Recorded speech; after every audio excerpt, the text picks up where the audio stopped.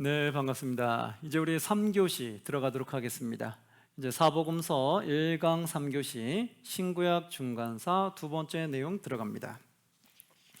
자, 교재로는 우리 한번 6쪽을 한번 펴주세요. 6쪽.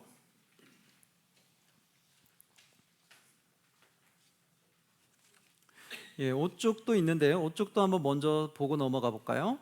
5쪽에 신구약 중간사 두 번째 있죠. 자, 이제는 신약 들어가기 전에 또 어떤 배경하에 있으며 또 신약이 들어가기 전에 등장하게 된 주요 직책들, 어떠한 직책들이 있었는지 그걸 조금 파악을 해야지만이 성경을 읽을 때 도움이 되거든요. 자, 한번 5쪽에 신구약 중간 두 번째 보면 사마리아를 한번 보도록 할게요. 그때 당시 이제 신약이 들어가면 사마리아가 등장하는데 이 사마리아는 대체 어디서 나왔느냐? 한번 보시면 예전에는 사마리아 지역이 어디였냐면 북이스라엘 지역이었어요. 그러면 한번 그때 배경을 들어가 보면 아수르에 멸망당한 후에 북이스라엘이 아수르에게 멸망당했거든요. 멸망당한 후에 포로로 끌려가지 않고 남아있던 이스라엘 민족과 아수르의 이민 정책에 따라서 사방에서 옮겨온 이방인들이 뒤섞여서 살게 되었어요. 그래서 이러한 배경으로 인해서 유대 사람들과 이방인 사람들, 북이스라엘 사람들과 이방 사람들이 같이 살면서 혼혈이 되게 됐어요.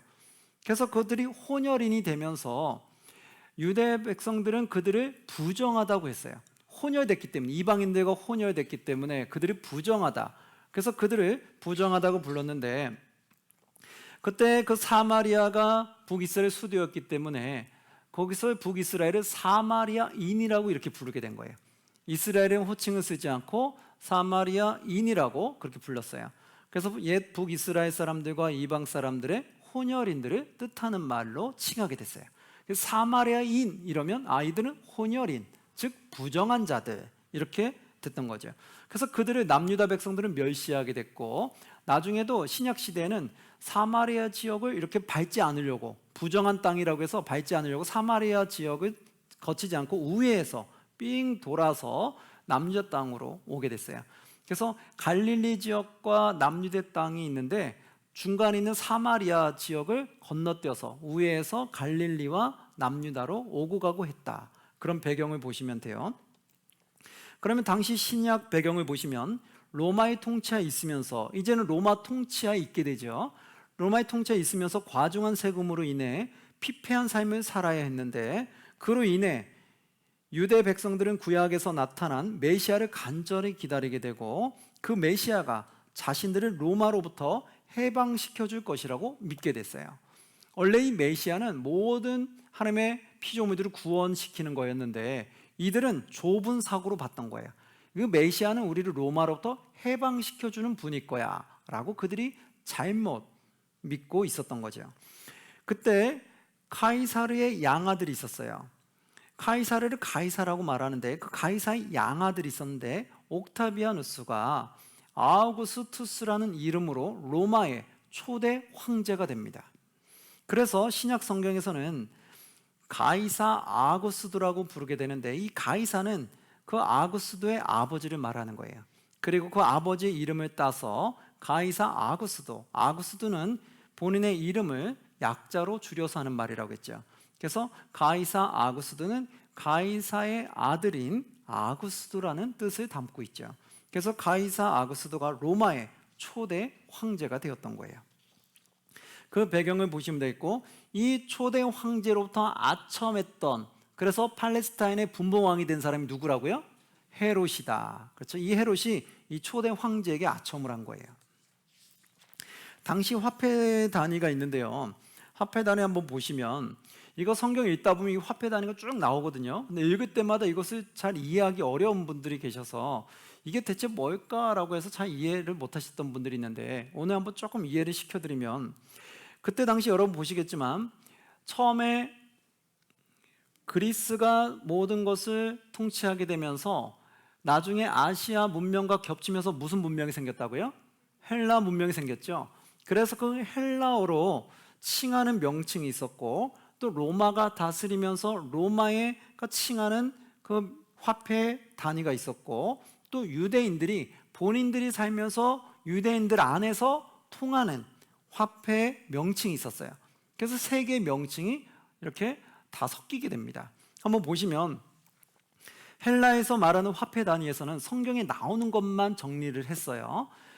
헬라 말로 나오는 건 드라큐마, 렙돈이란 말 나오죠.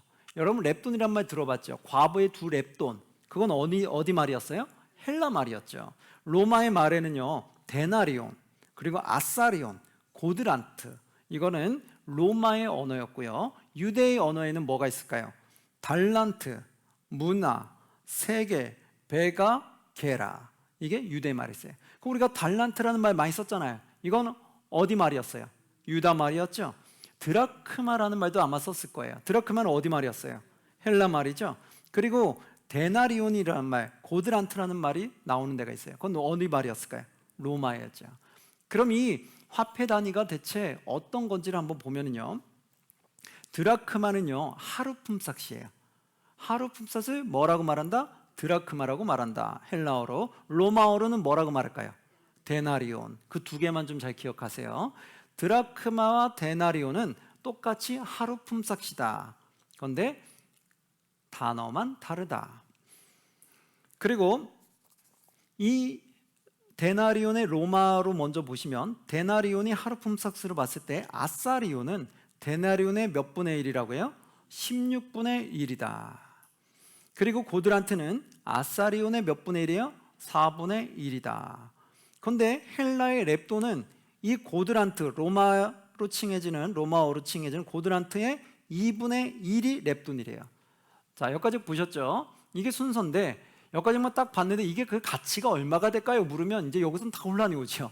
아, 대체 이 가치가 그러면 어떻게 되는가? 자, 이제 가치를 말씀드릴 테니까 옆에다가 잘 메모를 해보세요. 일단 드라크마나 데나리온을 하루 품삯으로 보잖아요. 하루 품삯을 여러분 얼마로 잡으면 좋을까요? 우리가 만약에 한 달 동안 일한다고 쳤을 때 만약에 300을 번다라고 하면은 하루 품삯은 10만 원으로 볼 수 있겠죠. 그리고 우리가 하루 용역을 나가서 번다. 뭐 10만 원 이상 받는 사람도 있고 적게 받을 수 있지만 보통 또 10만 원 정도는 이상 받을 거예요. 기술이 있으면 더 많이 받을 수도 있고요. 어쨌든 우리가 봤을 때도 한 달에 300을 번다고 했을 때도 300보다 더 많이 받는 분도 있을 거고 조금 더 적게 받는 분도 있을 거예요. 그럼 보통 이제 300을 기준으로 해볼게요. 그 이상도 있고 이하도 있으니까. 그럼 300 정도 번다고 하면 하루 품삯이 얼마예요? 10만 원이죠. 그럼 10만 원으로 적어보세요. 하루 품삯이 10만 원으로 일단 계산을 해볼게요.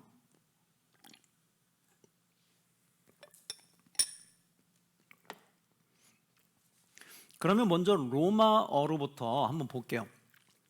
하루 품삯 10만 원으로 봤을 때 아사리온은 데나리온이 몇 분의 1이에요? 16분의 1이다. 하루 품삯 16분의 1 얼마일까요? 16분의 1 한번 나눠보세요. 약 6천 원 정도로 보시면 돼요. 한 약 6천 원으로 적어보세요. 아사리온은 한 6천 원의 가치다. 그럼 고드란트는 아사리온의 4분의 1이래요. 6천 원의 4분의 1이면 얼마가 될까요? 약 1,500원. 그래서 고드란트는 1,500원 정도의 가치를 갖고 있다고 보시면 돼요.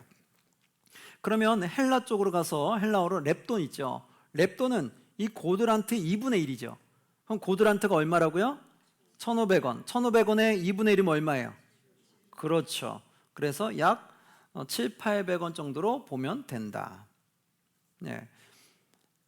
그러면 700원이나 800원으로 봤을 때 그냥 한 800원 정도 쳐도 되고 뭐 700원 정도 봤을 때 750원 정도 할 수도 있는데, 자, 그러면 여기서 과부의 두 렙돈을 성경에서 말했잖아요. 과부의 두 렙돈은 그럼 약 얼마의 가치였던 거예요?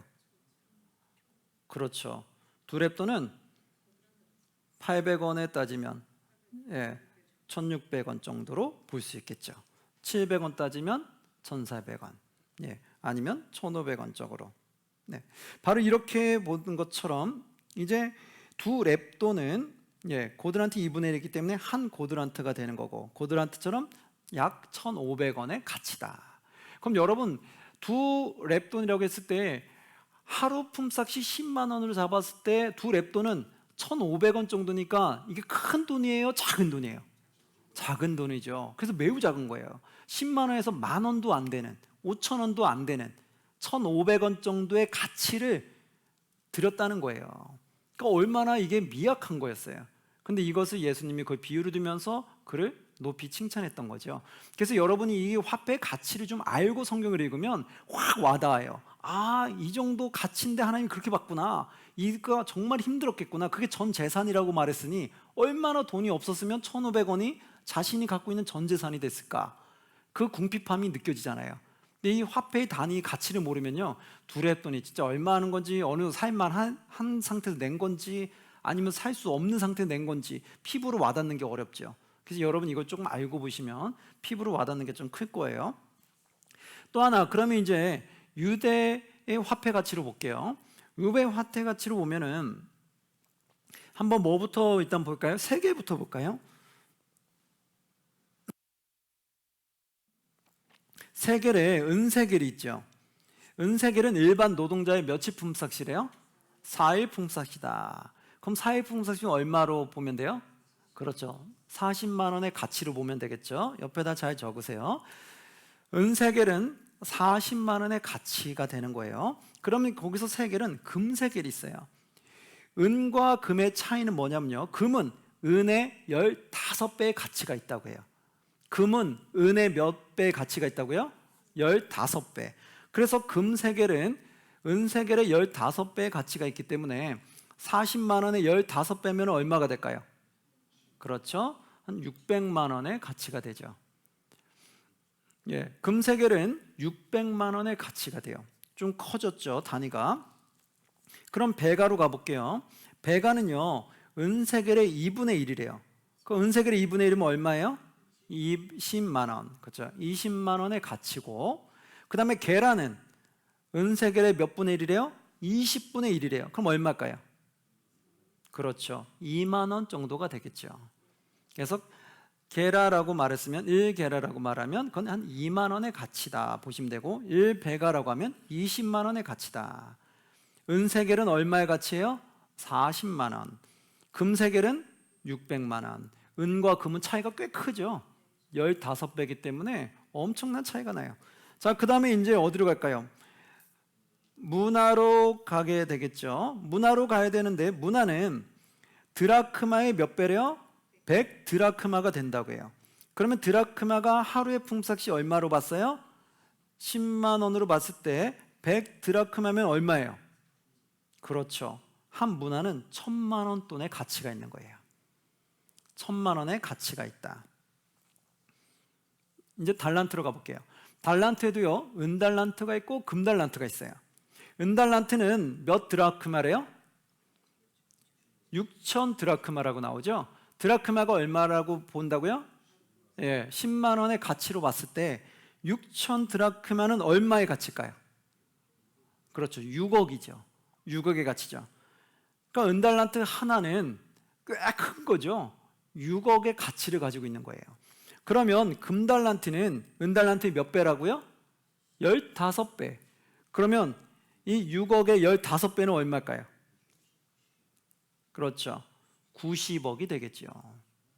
그러면 금달란트 하나는 얼마의 가치예요? 90억의 가치다. 엄청 큰 거죠, 금달란트. 그래서 여러분 성경에 읽어보시면 그냥 달란트라고 나오면 보통 금일까요, 은일까요? 아니에요, 은이에요.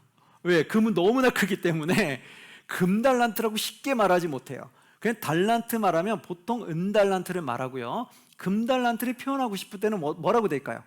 금이라는 말을 꼭 붙여요. 이해되시겠어요? 이제 성경 읽을 때 금달란트는 뭘 붙인다고요? 금을 꼭 붙여요. 금달란트다 이러면 이건 진짜 금달란트인 거고, 그냥 달란트다 이러면 이건 금의 은이에요. 은인 거죠. 예, 은달란트 말하는 거예요. 그래서 성경 읽으실 때 그걸 구분하시면 되겠어요. 금달란트면은 이건 금을 말하는구나. 그냥 달란트면 이건 은달란트구나. 그래서 그 가치를 금방 아셔야 돼요. 은달란트 하나와 금달란트 하나는 엄청난 차이죠. 15배잖아요. 그렇죠? 6억 원도 큰데 90억은 엄청 큰 거죠. 90억 원은. 여러분 금달란트 하나만 갖고 있으면 여러분 팔자 피겠죠. 그거 하나만 갖고 있으면 그냥 은행 넣어놓고 한 달에 그냥 뭐 1,000만 원 이상씩을 빼서 그냥 쓰셔도 여러분 하늘나라 갈 때까지 그냥 풍족하게 쓰다 갈 수 있습니다. 그러니까 엄청난 거예요. 그만큼 가치. 그래서 성경에 말하는 달란트, 말하는 그 달란트가 꽤 크다는 걸 느끼겠죠. 그래서 그 달란트가 약하게 보시면 안 돼요. 그래서 그 달란트가 얼마나 큰 가치인지 성경 보시면 돼요. 한 장 넘겨볼게요. 이제 신약에 등장하는 주요 직책들을 한번 봅니다.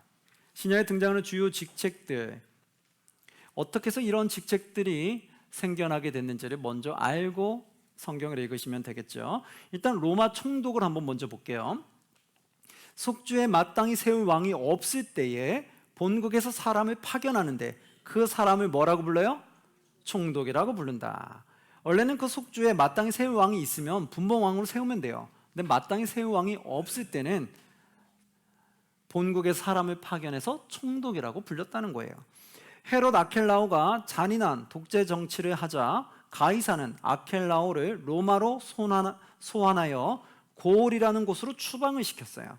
지금의 프랑스 쪽인데요. 그쪽으로 추방을 시켰고요. 그 이후부터 아켈라오가 맡았던 지역을 로마에서 파견된 총독이 맡게 되었는데 예수님 당시는 5대째로 부임한 본디오 빌라도가 총독으로 맡았었다라는 거예요. 시기는 AD 26년에서 36년간 10년간 다스리게 됩니다. 그래서 26년에 36년이면 예수님 십자가에 못 박혔던 그 시기겠죠. 바로 그래서 예수님 십자가에 못 박힐 때 그때 했던 총독이 누구였어요? 본디오 빌라도 총독이었잖아요. 그래서 사도행전을 읽으시면 사도행전에 그게 나오죠. 본디오 빌라도에게 고난을 받아 십자가에 못 박히시고, 그때 그 본디오 빌라도가 누구냐? 바로 이 시기에 나왔던 지금 총독 빌라도였던 거예요. 이제 이해가 좀 되죠? 그래서 사도행전을 읽었을 때도 왜 본디오 빌라도가 왜 나왔는지를 이제 아실 거고, 그때 그 본디오 빌라도가 아켈라오 이후에 계속 다스린 게 아니죠. 몇 번째라고요? 5번째. 총독도 계속 바뀌었던 거예요. 주기적으로 바뀌면서 5번째로 부임했던 총독이었어요. 그리고 이 빌라도 총독 다음에는 누가 왔을까요? 벨릭스, 그 다음에는 베스도 차례로 부임하게 돼. 이건 나중에 사도행전을 읽으시면 거기에 이 총독들 이름들이 나와요. 그 다음에 사내들인 공의회예요. 사내들인 공의회는 유대의 최고 자치 의결기관으로서 대제사장들, 서기관들, 바리새파 사람들, 즉 유대 사회의 지도자급의 사람들 71명으로 구성된 의결기관이에요. 그래서 여기는 최고자치 의결기관에서 엘리트들만 모인 곳이에요. 꽤 박식한 사람들만 있겠죠. 그리고 그들은 사내들인 공의회는 대제사장을 자문하는 기관의 역할도 했다고 합니다. 그럼 이제 대제사장, 서기관, 바리새파, 사두개파, 열심당들이 있는데 한번 볼게요. 대제사장은 어땠느냐? 제사장의 계급으로서 대제사장이 가장 높은 위치였고요. 그 다음에 성전의 두목, 또 수석 제사장, 일반 제사장, 레위인 이렇게 나눠져 있다고 합니다. 1년에 한 번 지성소에 들어갈 수 있는 특권을 가진 자가 대제사장이고요. 연중 3번 절기 행사를 총주관합니다. 유월절, 오순절, 장막절을 총주관했다고 해요. 그리고 신학적 배경은 사두개파라고 합니다. 즉 사두개파에서 대제사장이 나오는 거예요. 이 당시 로마나 헤롯이나 총독에 붙어서 자기의 권력을 즐기며 쉽게 타락하곤 했다고 합니다. 그래서 로마에서 자신의 말을 잘 듣는 자격 없는 자를 그냥 대제사장으로 임명하기도 했다는 거예요. 그래서 돈 주고 대제사장권을 사기도 했다고 합니다. 그러니 얼마나 이 대제사장의 위치가 타락했는지를 알 수 있겠죠. 이게 대제사장은 그냥 성경 말하는 그 대제사장에 쭉 이어온 것이 아니라 로마와 결탁해서 거기서 돈 주고 사는 그러한 것들, 그래서 거기에 붙어서 쉽게 권력을 즐겼던 자들이라고 하는 거예요. 그러니까 대제사장이 사람들에게 별로 인정을 받지 못했겠죠. 그 다음에 서기관들, 서기관은 율법사 랍비라고 말하게 되는데요. 여기는 어떻게 나왔냐면 구약시대의 이스라엘 백성들이 핍박과 탄압을 통해서 또 바벨론 포로로 잡혀갔다가 다시 돌아오면서 또는 잡힐 때 흩어지면서 여러 가지 등등으로 인해서 이스라엘 유대인들이 세계 각국으로 막 퍼졌어요. 근데 퍼진 상태에서도 하나님 말씀을 듣고 해야 되잖아요. 그래서 모여서 말씀을 듣기 위해서 만들었는데 그 모이는 장소를 회당이라고 불렀어요. 그래서 온 세계에 흩어진 사람들을 디아스포라라고 이렇게 불렀어요. 그래서 유대인들이 세계 곳곳에 흩어져서 살아가는 거죠. 그들을 디아스포라인이라고 불렀는데 그 디아스포라인들이 예배하기 위해서 모인 장소는 회당이라고 불렀거든요. 그때 회당에서 율법을 가르치고 유대인으로서 정체성을 갖는 교육을 한 사람을 서기관이라고 불렀어요. 그래서 그들을 랍비라고도 불렀고 율법사라고도 불렀다는 거죠. 그래서 이건 어떻게 나왔냐면 제사장 겸 학사였던 에스라 이후에 율법을 해석하고 쉽게 풀어주는 율법사가 생겼다고 해요. 그럼 이건 누구부터 생긴 거라고요? 에스라 때부터. 에스라가 율법사로 활동을 했었죠. 대제사장이면서. 그래서 그 제사장 겸 학사였던 에스라 이후에 에스라처럼 말씀을 쉽게 풀어줬던 율법사가 생기게 됐다는 거예요. 그게 신약 시대까지 쭉 계속 온 거예요. 그 다음에 옆장으로 가면 바리새파죠. 바리새파는요, 셀루커스 왕조가 유대인들을 헬라 문화로 개종시키기 위해서 유대인들에게 율법을 금지하고 율법을 지키지 못하도록 강하게 그들을 다스렸어요. 근데 이때 끝까지 지킨 사람들을 하시딤이라고 불렀는데 이 하시딤에서 바리새파가 나오게 됐다는 거예요. 이 바리새는 불리하다는 뜻을 가지고 있어요. 그래서 이 불리하다는 뜻을 가진 이 바리새파가 등장하게 되면서 이들은 스스로를 거룩하게 생각하며 의식상 부정한 것을 엄격하게 구별하였으며 정결 예식과 먹는 법, 안식일 계명 등을 엄격하게 지켰다고 합니다. 그래서 그 당시 제사장들은 엉터리였기 때문에 바리새인들은 민중 세력을 등에 업게 됐어요. 그래서 민중 세력들은 바리새인들을 되게 존경하게 됐죠. 그리고 정치적으로보다 종교적인 면에서 더 인정을 받게 됐던 거죠. 사두개파들이 있었는데요. 사두개파는 누구냐?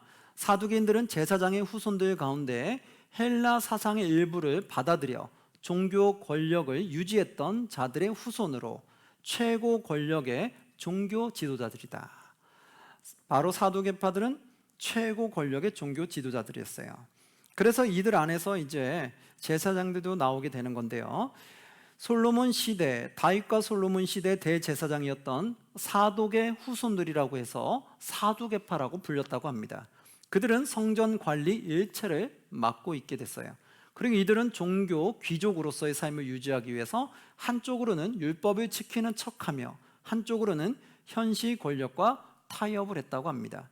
그리고 이들은 바리새파와 달리 전통을 거절했고 그리고 권력에 많이 붙어 있었기 때문에 또한 하나님 말씀에 대해서 제대로 믿지 않았기 때문에 육체의 부활이나 죽음 후의 심판, 천사와 악마의 존재를 부인했어요.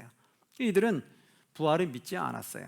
나중에 신약을 읽다 보면 예수님과 부활에 대해서 논쟁하는 무리들이 있었어요. 그 논쟁하는 무리들은 바리새파 사람들일까요? 사두개파 사람들일까요? 그렇죠. 사두개파 사람들이에요. 왜요? 사두개파 사람들은 부활을 믿지 않았기 때문에. 그래서 부활을 가지고 예수님과 논쟁을 벌였어요. 바리새파 사람들은 부활을 믿어 있었거든요. 그렇기 때문에 바리새파 사람들은 부활로 예수님과 논쟁하지 않았어요. 근데 사두개파들이 부활을 믿지 않았기 때문에 예수님과 논쟁을 벌였다. 그래서 나중에 논쟁 벌인 무리들이 누구냐 이러면 여러분 사두개파 사람들이라는 걸 빨리 인식하면 되겠죠. 자, 그 다음에 열심당이라는 사람들이 있었어요. 열심당은 셀로당이라고도 불렸는데요. 이 당파는 종교적 당파가 아니라 열성적 민족주의 집단이 됩니다. 맹렬한 반로마주의자면서 유대 종교자들이나 기득권 세력자들에 대해서도 적의를 품고 있었어요. 그래서 이들은 모세 율법에 대해서는 목숨을 걸고 헌신했으며 언제나 칼을 품고 다녔다고 합니다. 그래서 마카비 혁명을 일으켰던 마따디아처럼 이스라엘을 로마로부터 무력으로라도 해방시키는 것을 목표로 삼았다고 하죠.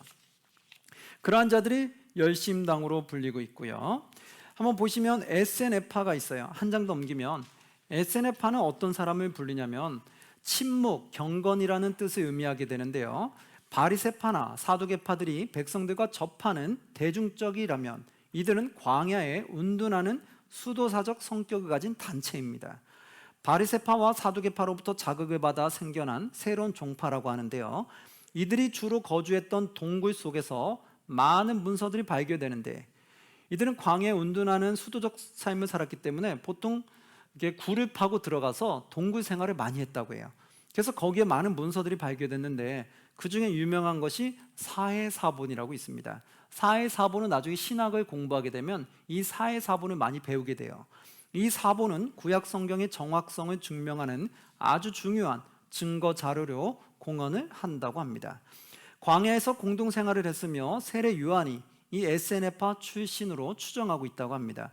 그들은 농업 같은 종류의 일에 종사하고 성경 해석을 포함하여 도덕적, 종교적 문제점들을 공동으로 연구하는데 많은 시간을 할애하였다고 합니다. 그래서 이러한 사람들의 역할 그리고 특징을 여러분 볼 수 있었겠죠. 그래서 이러한 직책들이 신약 성경을 읽다 보면 나오게 돼요. 그럼 여러분 나오면 이 배경을 가지고 읽으면 돼요. 아, 신약 시대 나오는 이 대제사장이 구약 시대 나오는 그 대제사장과는 좀 거리가 멀구나. 그리고 사두개파는 어떠한 특징 갖고 있고 바리새인들은 어떠한 특징을 갖고 있구나라는 걸 알고 이제 신약 성경을 보시게 되면 이해하는데 좀 폭넓을 거라 봅니다. 자, 이거는 여러분 한번 보셨지만 여러분들이 조금 더 집에 가서 몇 번 좀 읽어 보시면 그럼 정리가 좀 되리라고 봅니다. 자, 그러면 우리 신구약 중간 두 번째 시간은 여기서 마치고 그 다음에 또 안내해드리도록 하겠습니다. 자, 그러면 여기서 3교시는 마치도록 하겠습니다. 네, 수고하셨습니다.